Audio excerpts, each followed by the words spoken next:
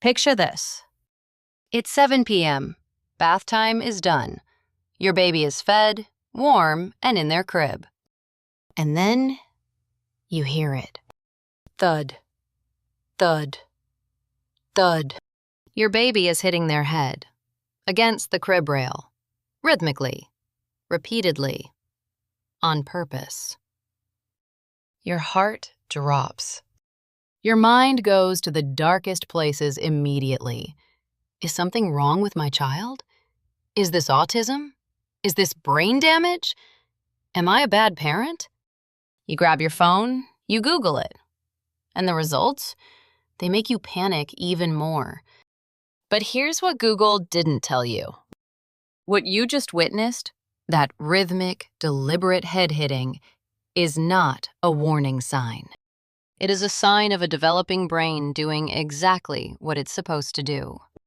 And in the next 12 minutes, I'm going to show you the neuroscience behind this behavior, the real reason babies do it, what a landmark study of 525 completely healthy children found, and exactly what you should and should not do when it happens. Stay with me, because by the end of this video, you will never panic about this again. The panic is real and completely understandable. Let's start with something important. Your panic? It makes complete sense. As a parent, your brain is wired to protect your child. The moment you see your baby hitting their own head, every alarm in your nervous system fires at once. That's not weakness. That's biology doing its job. And you are not alone. In 2025, Google released its annual Year in Search report, and the query, "Why does my baby hit their head on the wall?" was among the top searched baby behavior questions in the United States. Not hundreds of parents, not thousands, millions of parents sitting in dark nurseries at bedtime, typing those exact same words. But here's what's fascinating. Despite millions of searches, most of what parents find online is either too vague, too scary, or completely misses the actual science. The articles say, "It could be normal," or "Consult a doctor if it persists." What they don't say is why it happens. What's happening inside the brain when a baby rhythmically hits their head? What purpose this behavior actually serves? And what the research, real peer-reviewed research, actually found. That's what we're here for today.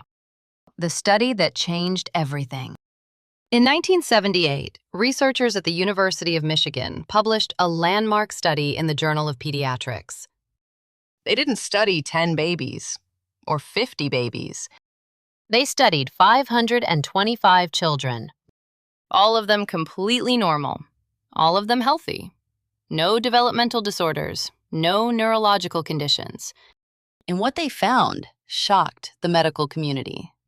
Head banging, deliberate, rhythmic, self-initiated head hitting appeared in a significant percentage of completely healthy, developmentally normal children. This wasn't a quirk. This wasn't a red flag. This was a pattern. A widespread, consistent developmental pattern that had been hiding in plain sight for decades. The researchers concluded that rhythmic movement behaviors, including head banging, body rocking, and head rolling, are a normal part of early childhood development. Normal. Not concerning, not dangerous, not a sign of autism or brain damage in the vast majority of cases. Normal. And that single word, normal, changes everything for the millions of parents who are panicking at 7 p.m. with their heart in their throat. Section 3. The vestibular system. The secret your pediatrician never explained. Now let's go deeper. Because knowing it's normal is good, but understanding why it happens, that's where the real peace comes from. Inside your baby's inner ear is a system called the vestibular system. Think of it as your baby's internal GPS. It processes movement, balance, and spatial orientation. It tells the brain, am I upright or upside down? Am I moving or still? Am I safe or falling? But here's the thing. The vestibular system is not fully developed at birth. It spends the first 2 to 3 years of life building itself. And the way it builds itself is through movement input. Rocking, swaying, spinning, being carried, being bounced, and yes, rhythmic head movement. Every time your baby rocks their head or taps it against the crib, they are sending a specific type of sensory signal through the vestibular pathway directly into the brainstem. This signal does two things simultaneously. First, it stimulates the development of vestibular neural pathways, essentially helping wire the brain for balance, coordination, and spatial awareness that your child will use for the rest of their life.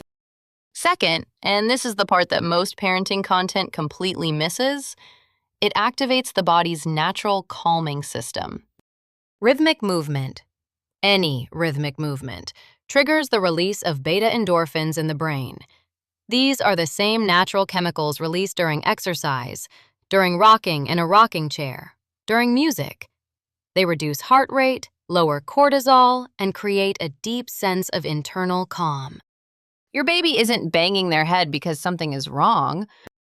Your baby is banging their head because it feels good to their developing nervous system. It is a self-soothing mechanism of extraordinary sophistication. Section 4. The self-soothing secret. Let's put this in context. Adults self-soothe all the time. We tap our feet, we chew gum, we drum our fingers on desks, we rock slightly in our chairs when we're stressed or tired. We scroll our phones in a repetitive motion before bed. All of these are rhythmic behaviors. All of them activate the same calming pathways in the brain. All of them reduce cortisol and increase a sense of groundedness. Your baby does not yet have these options. They cannot chew gum. They cannot walk it off. They cannot call a friend. What they have is their body. And the most powerful rhythmic sensation they can generate with their body at that age, the sensation that most reliably activates the vestibular calming loop, is rhythmic head movement. Research published in the journal Pediatrics and supported by the American Academy of Pediatrics confirms this directly. Headbanging is classified as a self-stimulating behavior, not a harmful one, a self-regulatory one. It typically begins between 6 and 9 months of age, right when the baby has enough motor control to initiate the movement themselves. It peaks around 18 to 24 months, and according to the Sleep Foundation, by age 5, only 5% of children still display this behavior.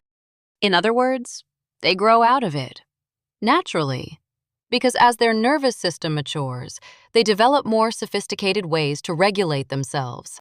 The headbanging isn't a problem that needs to be fixed. It's a developmental stage that needs to be understood. Section 5. The bedtime connection. Now here's something you may have noticed. This behavior almost always happens at a very specific time. Bedtime. Not during the middle of a play session. Not after a meal. Not during a walk in the park. It happens when the baby is tired, when the lights are dim, and when the world is getting quiet. Why? Because this is the moment when the brain is making one of its most difficult daily transitions, from the alert, active, high-stimulation state of wakefulness to the slow, quiet, surrendered state of sleep. Neuroscientists call this the hypnagogic transition. And for an underdeveloped nervous system, this transition is genuinely hard. Think about your own experience.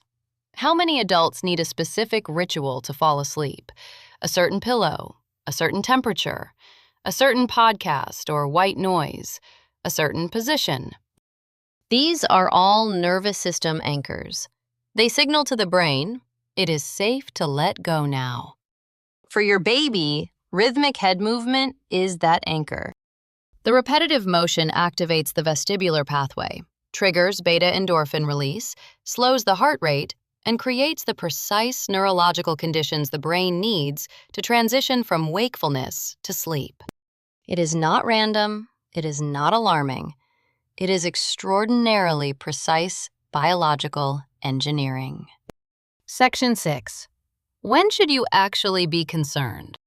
Now, and this is important, I want to give you the complete picture, because good science never ignores the nuance. For the vast majority of babies, headbanging is completely normal and self-limiting. But there are specific situations where it's worth discussing with your pediatrician. You should consult a doctor if the headbanging continues beyond age 3 to 4, with no signs of decreasing.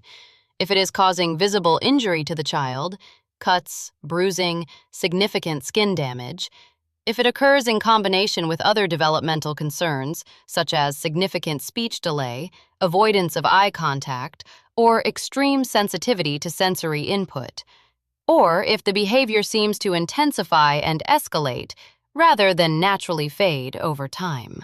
In these specific cases, and only these specific cases, further evaluation is appropriate and worthwhile. But for most parents watching this video, for the parent who saw their 8-month-old tap their head on the crib rail at bedtime and typed frantically into Google at 10 p.m., the answer is this. What you saw is a healthy, developing nervous system doing exactly what it was designed to do. Section 7. What you should do and not do. So what do you actually do when your baby does this?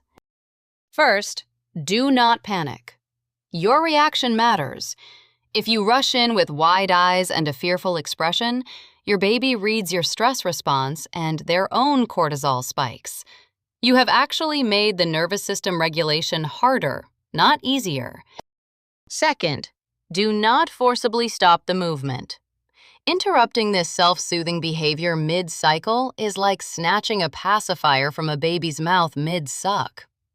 It removes the regulatory anchor before the brain has calmed itself. Third, ensure the physical environment is safe. If your baby is banging against a hard crib rail, you can pat it with a firm, breathable crib bumper. The goal is not to stop the behavior. It is to ensure no injury occurs while the behavior naturally runs its course. Fourth, look at the overall context. Is your baby generally happy, engaged, and developmentally on track? Are they making eye contact? Are they reaching developmental milestones? If yes, you have a healthy, self-soothing baby. Breathe. Fifth, give them more movement during the day. More floor time, more rolling, more bouncing, more swinging. This provides the vestibular input their nervous system is seeking, which often reduces the intensity and frequency of the nighttime banging. Here's what I want you to take from this video. Parenting is full of moments that look alarming from the outside and turn out to be evidence of a healthy, capable, brilliantly developing little brain on the inside. The baby who cried in their sleep? Their brain was processing emotional memory in REM. The baby who pinched you at bedtime? Their nervous system was anchoring itself for sleep. And the baby who hits their head on the crib rail at 7 p.m.? Their vestibular system is developing. Their brain is self-soothing. Their beta-endorphins are doing exactly what they were designed to do. You are not watching a problem. You are watching a brain build itself. And that, if you stop and really see it, is one of the most extraordinary things you will ever witness. If this video gave you peace tonight, share it with one parent who needs it. And subscribe to Parenting IQ, because every week we take the science that lives in research papers and university labs, and we bring it to the people who need it most. You.